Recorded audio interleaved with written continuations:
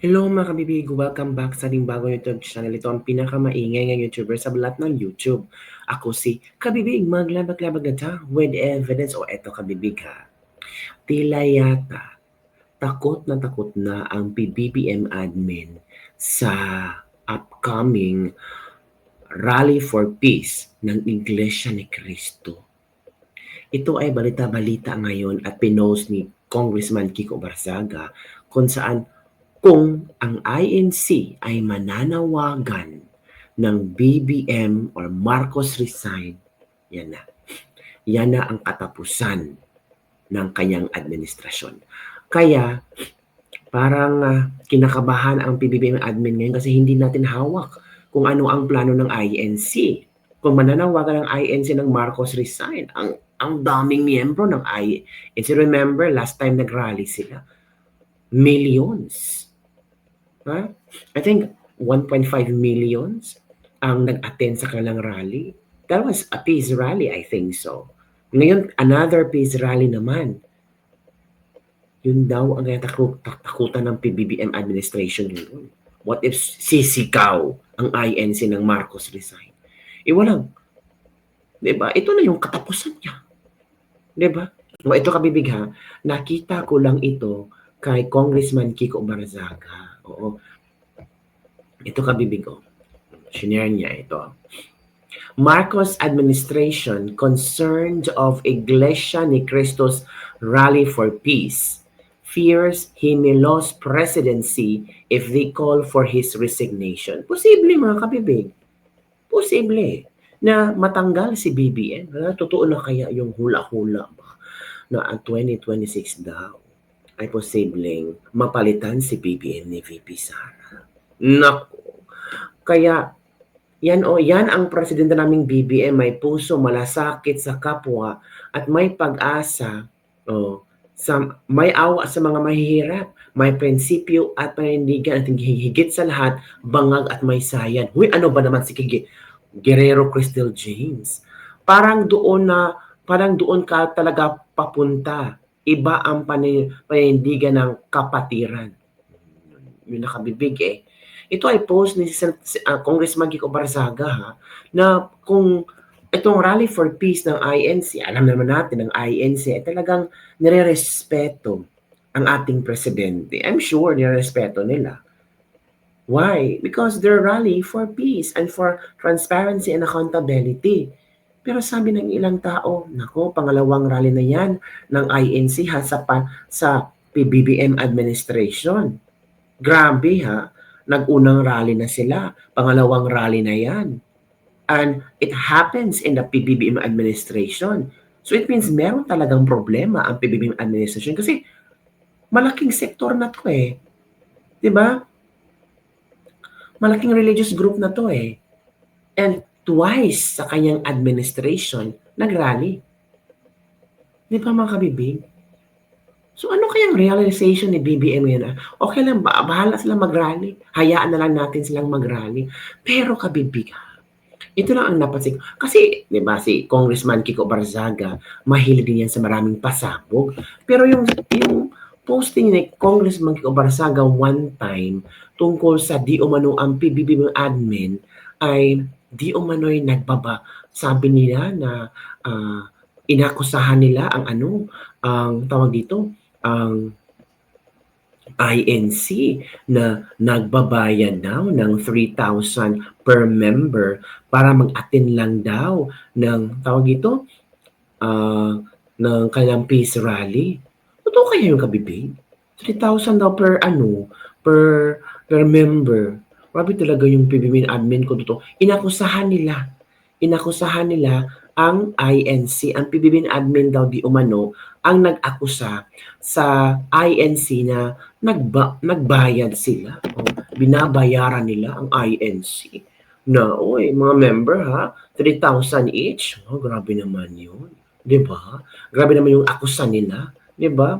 Ay, naku kabibig. So, ano ang iyong reaction hinggil dito mga kabibig? 'Di ba? Sabi ko parang natataranta na ang PBBM administration.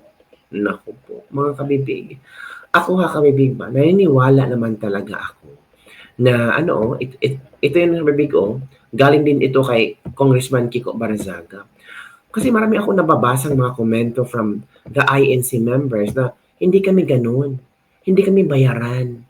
At um, at kung gagawa kami ng rally, galing sa kaloob-looban namin 'yan at naintindihan namin kung ano ang gustong isigaw namin. Ito Marcos administration accuses Iglesia ni Cristo of paying members 3,000 pesos to attend November protest against corruption. So talagang ano lang ba, gagawa talaga sila ng issue ang PBBM administration para masira ang INC. Grabe naman yun. Below the belt na yung paninira nila sa INC. I don't know kung totoo ito pero ito ay post ni Congressman Kiko Barzaga. Pero grabe no, below the belt. Ito yung sektor na ito, ang religious group na ito, ang tumulong sa iyo para maluklok ka bilang presidente. Malaking ambag din ang INC mga kabibig ha. Huwag yung ismulin ang mga INC members. Pero kung maririnig natin na ganito ang ginagawa ng Marcos administration, accuses Iglesia ni Cristo of paying or bribing Iglesia ni Cristo members of 3,000 pesos para mag-attend ng rally, ay hindi yan maganda. Napakamaling akusasyon yan mga kabibig. Parang wala ka ng utang na loob niyan. 'Di ba? Kaya ngayon, parang takot na ang PBBM admin. Oo, mas lalong mas lalong ang mga tao nanggigigil ngayon, lalo sa nangyari sa Cebu at sa ibang parte na dinaanan ng bagyong Tino. Grabe mga kabibig, opo. May nakita akong vlog ba na kung saan itinaboy daw ng mga bata, yung mga musmos ba, si BBM. Iba no, pag si VP Sara ay pupunta sa isang lugar, ang daming bata na gusto magpa-picture sa kanya. Pero kay BBM, iba ang reaksyon ng mga bata. Hindi naman sila takot, pero makikita mo talaga sa pagmumukha nila na parang ayaw nilang makita si BBM. O, eto ang video kabibig. Manood tayo. Kita ko na to. BBM tinaboy ng mga bata sa Cebu. O yan ha. From Robin Sweet Showbiz. BBM tinaboy ng mga bata sa Cebu. Tulong na 5K sa nasalanta binatikos. Kasi si BBM magbibigay ng 5,000 at 10,000 pesos. Yung 5,000 is for ano daw yon? Is for sa mga less damage na sa baha. Yung 10K daw ay pang tulong para magsimula ng bagong bahay. O manood tayo kabibig ha. Ito na. Kamusta na kaya ang bakasyon, mga ma'am, sir? They have one common denominator. Parang napaka-detached. May naabutan ba silang mga katawan on the ground? Oh. Turo-turo, lakad-lakad. Oh. Okay, press con na. Ngunit para kay Attorney Neil Abayon, late na ang ginawang pagdalaw ni BBM. Tama. Late na nga. Late. Tapos magagawa pa ang ganitong PR photo ops. Wow. Na dapat ang inuuna ay magtrabaho. Ayon sa kanyang post, late ng ilang araw ang Late ng ilang araw ang situational briefing. Tapos magagawa pa yung ganitong pa-PR ops. Lol, hindi na kailangan yung picture-picture. Magtrabaho na lang kayo. Parang ganito. Step 1, mamigay ng ayuda for immediate short-term relief, band-aid solution, pero needed eh. Step 2, while step 1 is ongoing, plan how to recover. Actually, dapat na-discuss na to prior pa pero wala So ngayon na lang. Better late than never and explain to the people your vision of recovery to give them sense of hope. O tama din naman, di ba kabibig? Tama din naman. Ay naman kay Atty. Rowena Guanzon, masyado nang maraming namatay, mga bahay, kabuhayan ang nasira. Hindi natin pwedeng palampasin ang mga animal na politiko na may kagawa ng mga ghost project na flood control. Kung hindi nyo lang sana binulsa halos lahat ng pondo, ay baka kahit papaano ay hindi naging ganito kalala ang nangyari. Habang safe kayo sa mga magaganda ninyong bahay at nilalasap ang maranyang buhay na galing sa nakaw, paano nyo nagagawang kumain ng masarap? Tama din naman, di ba? O ito kabibig, manood tayo. ng dignidad. Nabibigyan ka lamang ng 5,000 piso. Oh. Na tila hindi yata makakatagal ng 1 linggong yung grocery. Ayon sa post ni Edwin Hamora. 5,000 pesos? So, 5,000 pesos. Seriously? That's not assistance, that alms for optics. It's the kind of loose change you throw to silence outrage while the real billions are comfortably tucked away in foreign accounts under faked project names and flood control scams that control nothing but people's trust. Imagine losing your home, your clothes, your dignity, and the government shows up like a celebrity on the press tour dangling a 5,000 band-aid over a gaping wound of corruption. Not even enough for a week's groceries, yet they have the gall to pose for cameras as if they rebuilt the nation with coins. Sobrang insulto. He promised an initial 5,000 cash assistance to affected families. Nako, BBM, ano ba naman yun? 5,000. Nako, grabe. O, tingnan nyo, o.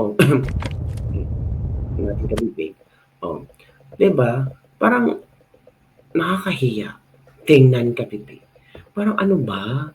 Anong nangyari sa Pilipinas? Puro optics na lang, puro pa-PR na lang, 'di ba? At si BBM ay talagang ano ba tawag dito?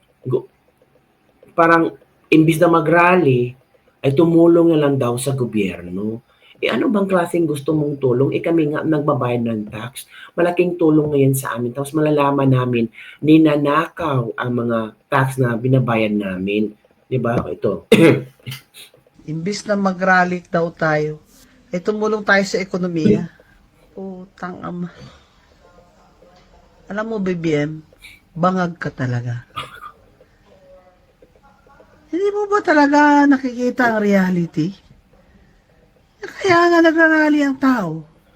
Dahil hindi sila sang-ayon at di na nila kayang lunukin yung korupsyon sa administration mo. Correct. Ikaw din ang gumawa dahil lahat ng crony mo nakapalibot sa'yo ay rumarakit at mga korap at hindi mo naman sila hinihinto. Correct. Number one, ang pinsan mo, si Martin Luther King Romualdez. Yan mga galamay niya si Saldi ko, galamay lang yan ni Romualdez. Pero ang talagang crony mo, ay ang pinsan mo. Oh. Hinayaan mo. Kaya pinirmahan mo yung General Appropriations Act, yung budget ng 2025, kung saan doon ang mga hundreds of billions na mga insertion, ghost project at substandard na infrastructure Correct. projects. Itong mga putang amang congressman na mga Hala. tumigil na kayo, ibalik nyo yung pera namin. Yan. Diba? Meron pang isa, mga kabibig ha, na reaksyon ni Atty. Rowena Guanzon. Sabi, nakaka-insulto, diba? Nakaka-insulto. Instead ng mag-rally, tumulong lang tayo. Eh, ano pang gusto mong tulong, BBM? O ito, kabibig ha, manood tayo kay Atty. Rowena Guanzon. Napaka-importante po sa buhay nating mga Pilipino dahil tayo po ay nasa isang bansa na mahirap. Napaka-importante na ang ating mga mayor at governor ay magagaling at tapat sa tao. Tignan nyo. Ano po ba nangyayari dyan sa Tarlac City? Kaya Mayor Susan Yap na dating magaling na gobernadora dyan sa Tarlac.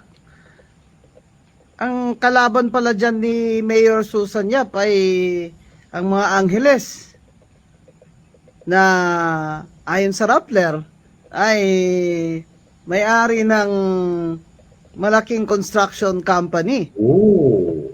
Ang congresswoman dyan na si Maria Cristina Angeles, husband niya, ang may-ari ng construction company na nakakuha ng 8 bilyon Ooh. piso na project sa DPWH O yan, kabibig.